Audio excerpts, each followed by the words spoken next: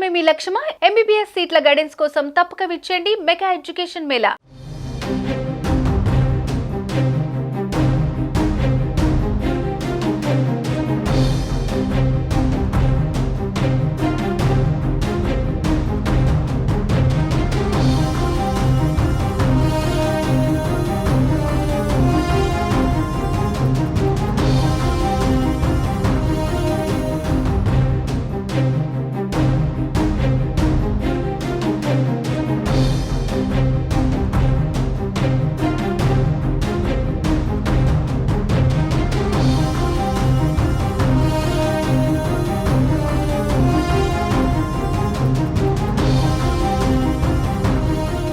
ఆంధ్రప్రదేశ్లో పూర్తి స్థాయి బడ్జెట్పై ప్రభుత్వం కసరత్తు చేస్తోంది. సెప్టెంబర్లో పూర్తి స్థాయి బడ్జెట్ ప్రవేశపెట్టే అవకాశం ఉంది. ఈ నెల 19 నుంచి 22వ తేదీ వరకు వివిధ శాఖలతో ఆర్థిక శాఖ సమావేశాలు జరపనుంది.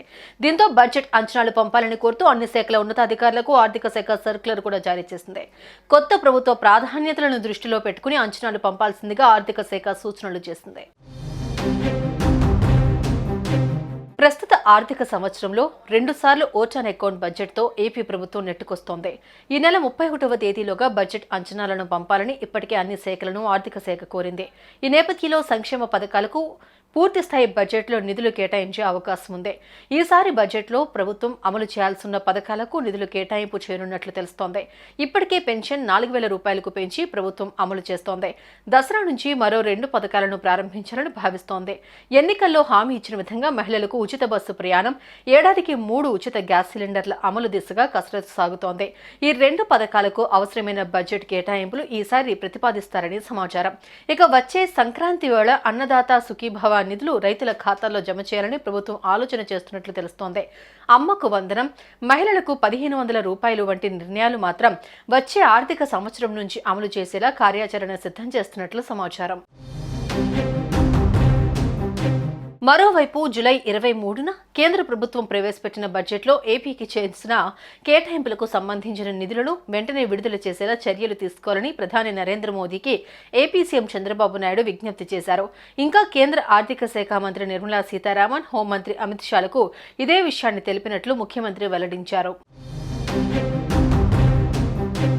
ఇక ఈ నెల 27న ఉదయం 11 గంటలకు ఏపీ కేబినెట్ సమావేశం జరగనుంది.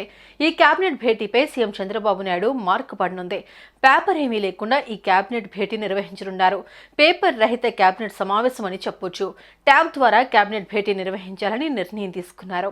2014, 2019 మధ్య అధికారంలో ఉన్నప్పుడు ఈ తరహా కేబినెట్ చంద్రబాబు నిర్వహించారు. ఆగస్టు 27న ఉదయం 11 గంటలకు వెలగపూడి రాష్ట్ర సచివాలయం భవనంలో మొదటి అంతస్తులో కేబినెట్ మీటింగ్ హాల్ సమావేశం జరగనుంది. సుమన్ టీవీలో మీ పర్సనల్ అండ్ బిజినెస్ ప్రమోషన్స్ కోసం కింది నెంబర్కి కాంటాక్ట్ చేయండి.